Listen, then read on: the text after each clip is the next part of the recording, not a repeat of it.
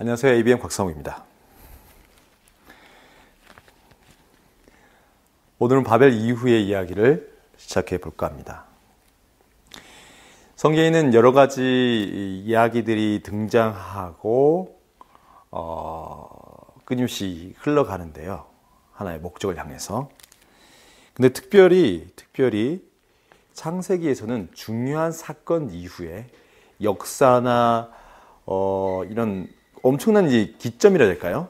전환점이 지나가는 시점에서 등장하는 것이 바로 족보입니다. 노아 시대에 내렸던 홍수가 끝난 다음에 이 족보 이야기가 나오고요. 그리고 그 이어서 바로 나타나는 이 바벨성 사건 이후에 다시 족보가 나옵니다. 세상의 사람들이 다 흩어졌는데 그 흩어져 있는 수없이 많은 사람 가운데서 한 집안의 계보를 집중적으로 소개하고 있는 것입니다. 어쩌면 우리가 이 세속사의 관점에서 바라본다면 이 바벨의 주도적으로 리더십을 발휘했던 인물, 제국의 왕의 자질을 가진 사람, 또는 그곳에서 흩어진 사람 중에서도 이런 우리가 지금 살고 있는 아시아 지역, 아니면 북아프리카, 그리고 지금의 북미, 남미, 그리고 인도 차이나 반도, 이 지역에 흩어져 살면서 리더십을 발휘하고 왕국을 세우고 제국을 만들어갈 그러한 계보들을 소개했으면 좋겠지만 사실 우리는 그걸 배우고 있죠. 수업 시간에요. 그리고 그것을 아는 것이 굉장히 중요한 지식 중에 하나입니다. 하지만 성경은 흩어져 있는 수없이 많은 능력 있고 권위 있는 권세 있는 사람들의 역사, 그 계보를 얘기하는 것이 아니라 셈의 후손에 대해서 얘기를 하고 있습니다. 창세기 11장 10절부터 셈의 후에는 이러하니라 하면서 셈은 100세 곧 홍수 후 2년에 아르박사스를 낳았고 하면서 그의 계보가 이어지고 있는 것입니다. 이것은 노아가 셈과 야벳을 축복한 것과 무관하지 않겠죠. 하지만 여기서 좀 더 우리가 깊이 생각해 볼 필요가 있는 부분은 그럼 왜 셈의 계보가 이곳에 등장했냐는 것입니다. 아마 여러분은 그 답을 잘 알고 계실 거라 생각합니다. 그것은 다름이 아니라 12장 1절에 나오는 여호와께서 아브라함에게 이르시되 하는 이 사건을 이야기하기 위해서였던 것입니다. 바로 아브람, 나중에는 이름이 아브라함으로 바뀌죠. 만국의 아비라 불리는 이 아브라함의 등장을 위해서 이 셈의 계보가 소개된 것입니다. 아니, 좀 더 엄밀하게 얘기하자면 아브라함의 탄생을 만들어낸 이 계보를 이야기하고 싶었던 것입니다. 아브라함은 그냥 하늘에서 뚝 떨어진 사람이 아니었던 것이죠. 무엇이 있었기 때문입니까? 이 계보, 전해져 내려오는 이 생명줄 같은 탯줄 같은 이 관계와 그 관계 속에서 묻어나는 경험과 그 경험 가운데 묻어나는 하나님의 계획과 그 하나님의 계획 속에 있었던 섭리, 인도하심, 그것을 얘기하고 싶었던 것입니다. 그래서 데라의 후예를 27절부터 11장 27절부터 얘기하면서 데라는 아브람과 나홀과 하란을 낳았다는 말과 함께 굉장히 비교적 자세하게 이 집안의 이 생사고락을 이렇게 기술을 하고 있습니다. 심지어는 사례가 잉태하지 못함으로 자식이 없었더라는 말까지 넣어가면서 집안사를 아주 자세하게 묘사하고 있죠.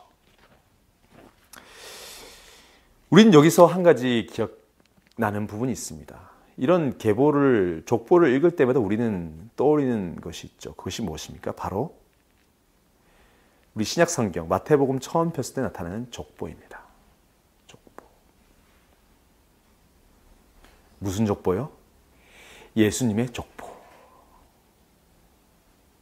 이야기를 바꾸어 얘기하자면 이렇게 믿음의 거성들, 우리의 삶의 모범과 이정표가 될 만한 사람들의 이 삶은 그냥 만들어진 것이 아니라는 것입니다.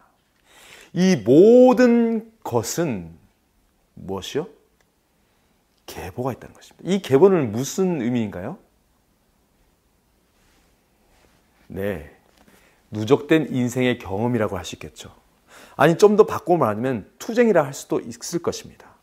눈물과 실패와 좌절의 경험, 동시에 성공과 쟁취와 그리고 극복의 기쁨. 이것을 쉬운 말로 우리 삶 가운데 얘기하자면 바로 우리의 일상사, 우리의 매일의 삶의 결과라는 것입니다.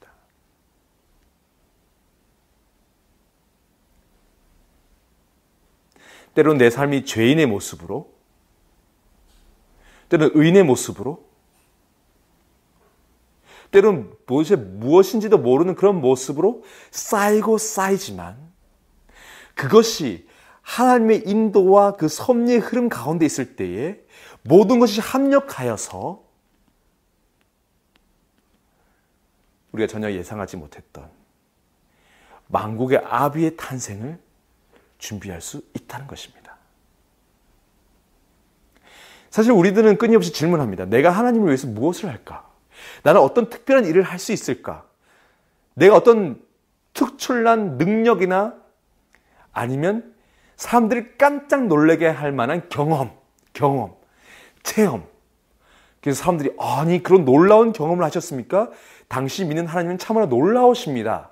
라는 그런 것을 우리는 갈망하고 그런 경험들이 내 신앙, 내 삶, 하나님과 나의 관계를 규정짓는 굉장히 중요한 열쇠 같은 증표로 하고 생각할 수도 있을 것입니다. 하지만 우리가 이 성경을 보면서 끊임없이 알게 되는 것은 특별히 거대한 사건 아니면 거대한 인물의 탄생과 관련해서 우리가 알 수 있는 한 가지 사실은 하나님께서는 우리의 이 조그만하고 반복되는, 그래서 때로는 우리가 보기에 기록할 가치조차 없어 보이는 그러한 삶, 그러한 인생을 통해서 우리 눈에 커 보이고 중요해 보이는 그 순간을 만들어 가신다는 것입니다.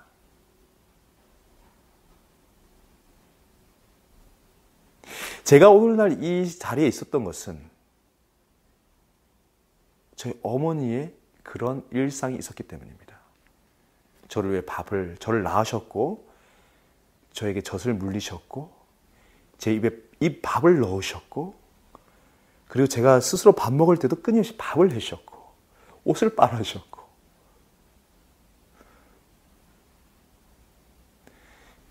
제가 길을 잃어버렸을 땐 저를 찾아서 헤매셨고 시장바닥을 무엇을 먹을까 하면서 시장에서 이 채소를 고르고 말이죠. 그리고 아버지들은 어떻습니까? 아버지들, 저희 아버지, 삼촌, 제 친구들,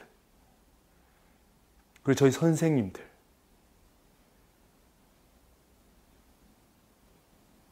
이런 모든 제 일상 가운데서 제게 힘과 위로와 때로는 분노와 미움, 그 모든 것을 제 삶 가운데 공급해준 그분들이 있었기 때문에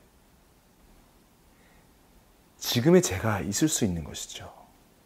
바로 하나님은 이런 인생, 한 사람 한 사람의 인생을 서로 거미줄처럼 엮어놓고 또 이어가시면서 제 삶을 만들어 오셨던 것입니다. 마치 날실과 일단 섬유 조직을 만드는 이 촘촘한 이 엇갈림이 필요한 것처럼 제 인생 동안 하나님의 섭리 가운데, 계획 가운데 이런 엇갈림 속에서도 하나의 무늬 모양, 직조로 이 결이 만들어지고 이 하나의 이 옷이 되는 것입니다. 아브라함이 그런 것입니다. 물론 제가 지금 제 인생에 대해서 어떤 평가를 내릴 수는 없겠죠. 하지만 제 인생도, 바로 여러분의 인생도 이런 식으로 하나님께서 만들어 오셨다는 것입니다. 때문에 우리는 인정해야 합니다. 무엇을요? 하나님께서 나를 사용하고 계시다는 것을. 그게 나 자신을 위해서든, 내가 아는 그 누구, 아니면 내가 모르는 그 한 사람을 위해서 하나님은 지금도 쉬지 않고 일하시며 우리의 삶을 만들어가고 계시다는 것입니다. 그것을 믿든지 부인하든지 거부하든지 받아들이든지 그것은 우리의 선택에 달려 있겠지만 하나님의 섭리는 여전히 우리 속에서 역동적으로 움직이고 있는 것입니다.